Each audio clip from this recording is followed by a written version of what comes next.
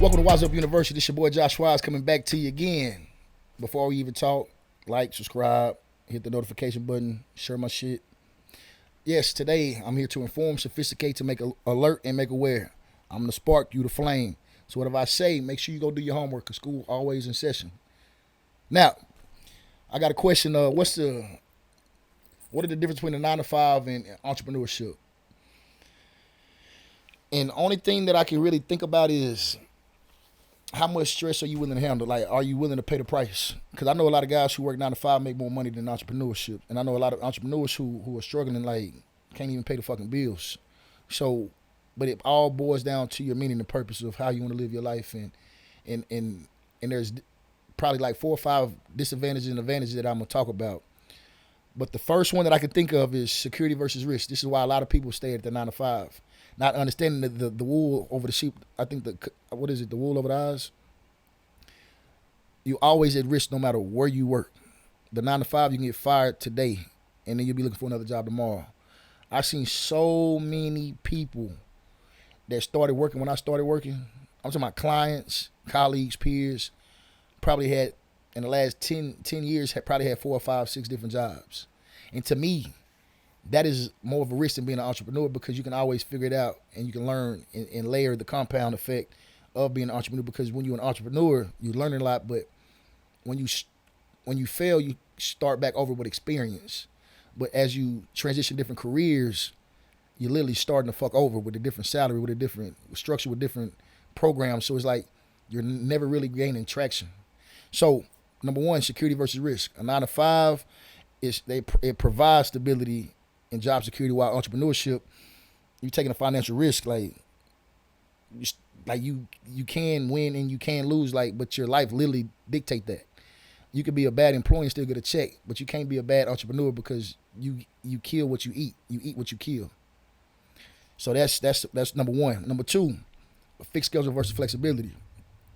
I was telling Daniel earlier, during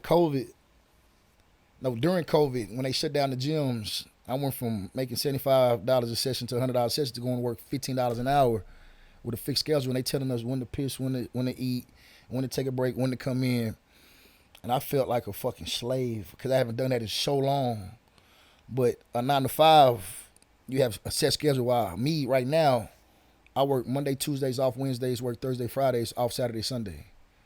I work 5 a.m. to 12 p.m. Monday, Tuesday, Thursday, Friday. That's maybe 32 hours a week, maybe 20 hours a week at most, with 3 days off. And I work 6 weeks on, one week off all year round. That's a great thing as an entrepreneur, but at the same time, you got to budget your money. You got to budget your time, and you never off. So even though I'm off of work, that don't mean I'm not in work. So I have a thing of being in the business and then being on the business. So when I'm saying I'm off, I'm actually on top of the business, working on systems and schedules and trying to figure out how do I maximize my time rather than trading my time for dollars. Now, going to number 3, you get steady income versus the potential of maxing out whatever you want to make. Because in entrepreneurship, you set the tone, you set your pay, you set the tone. Now, in a 9 to 5, you can receive the benefits and insurance, and that's how they reel you in because, I got benefits. Honestly, people really don't get sick. Like, people rarely go to the doctor. I could go to Care Now and pay $300 for something. Like, I don't care about that because that's very minute to what I actually got to give up to get those benefits. So, going from making $7.25 an hour to making $21 an hour to making $30 an hour at a corporate environment and 5% bonuses, it sounds good when you don't know the other side of it. Like, when you understand, it only take $350 to make $100,000 a year. Think about that. It takes $350 a day to make over $100,000 a year. You can set your own price. Do you want to make? You can do $70 a session, or you can sell $70 products 5 times a day. You can sell $50 products seven times a day, or you can do vice versa. I forgot what I just said. It's getting late. It is currently 2:23 a.m. I'm sorry if I confused you. So again, $350. You figure that out. It could be 10 products, 20 products, 30 products. It could be $350 products for $1. And you can do that every single day to hit 6 figures. Now understand, $100,000 is really $300,000 in today's time. $100,000 is not what it used to be. So keep that in mind. Now, limited growth opportunities versus unlimited growth. When I was at 24 Hour Fitness, the rank was, okay, I started front desk. I became a trainer, boot camp instructor, assistant manager, master trainer, fitness manager. Then it's, okay, do I want to be a club manager? Now, after club manager, then it's district manager. After district manager, then that's really it. And you probably cap out not even at 180,000. I don't know. But I remember I was sitting down. This was like my first year as a fitness manager. We had a meeting with all the district managers and all the club managers. And the new district manager reached out to me, hey, Josh, I'm the only black guy in the building. He was like, hey, Josh, how much do you want to make? I like 150,000. And this was like 2014. He said, I don't even make that. And in my head, I was like, that's exactly why I'm not going to be here too much longer.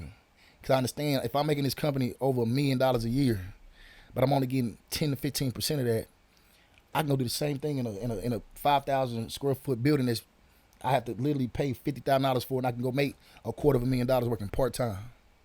So that's where the unlimited potential becomes, because then it's you setting the tone. You literally dictating the advancement of your life, not your career. So if you can do it once, you can do it twice. Then you got franchises. Now you become a corporation because you built your own systems, but just because you have unlimited potential. But I couldn't be here today without my 9 to 5. That 9 to 5 built the structure, built the intangible that I have today, because a lot of people are too good for 9 to 5s. It's not a bad thing to have a 9 to 5 if you're going in to learn. Now, if you're going just to get a check, yes, it's not purposeful. You're wasting your time. But go hack the system. A lot of people a lot of managers might get mad, but use them just like they use you. They work for the company just like you work for the company. They was looking for a job before they got hired there. Everybody's out for themselves. But when you're working for a team, be a part of the team, but just understand you have an exit strategy. I'm going to learn, grow as much as I possibly can until I hit the ceiling. Then I go use the platform they gave me and expand on that. Now, number 5, lack of control versus full control.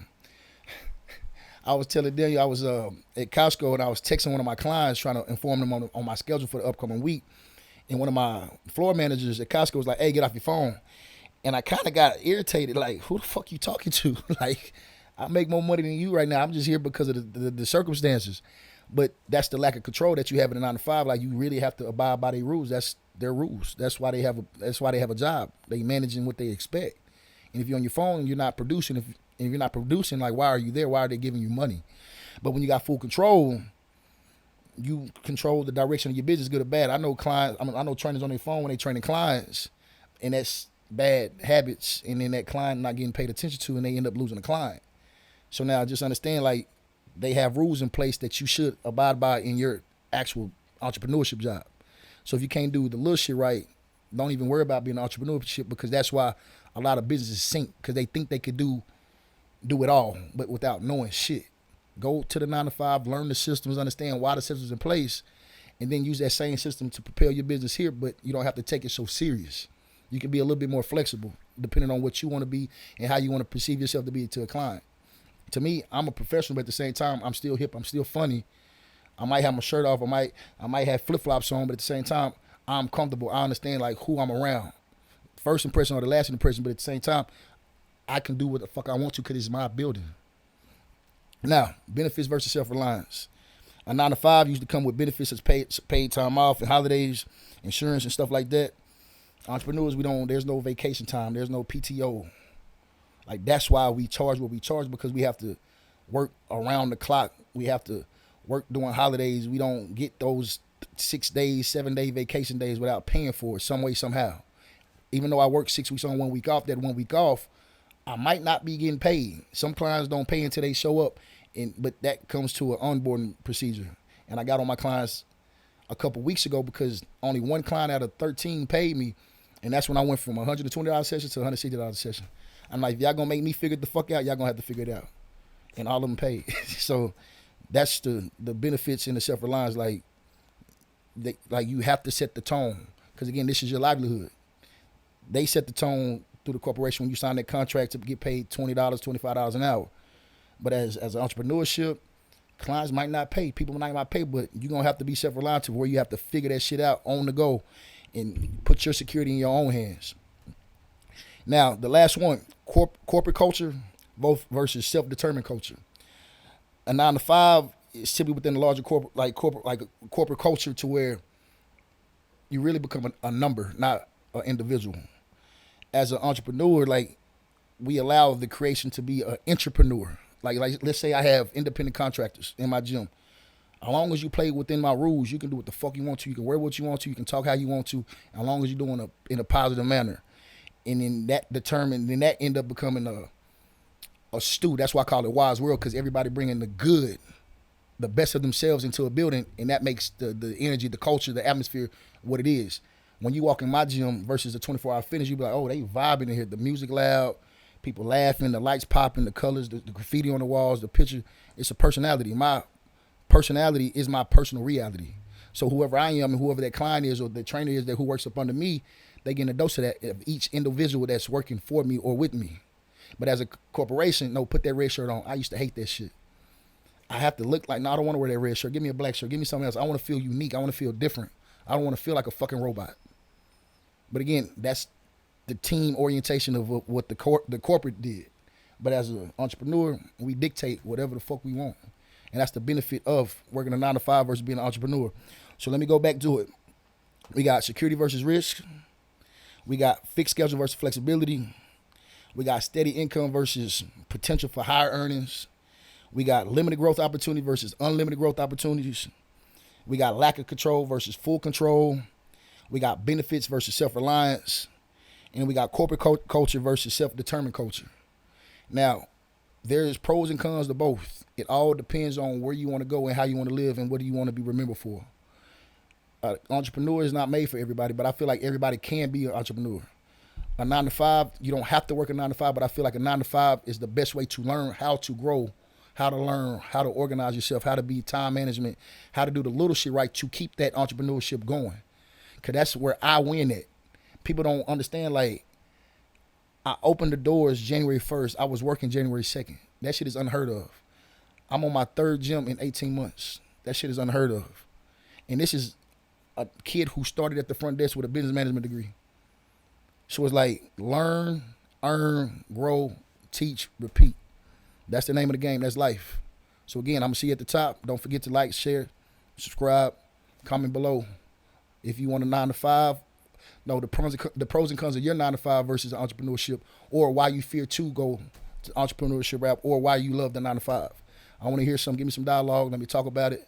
And I might do a live Q&A on Instagram or something like that. But help me help you.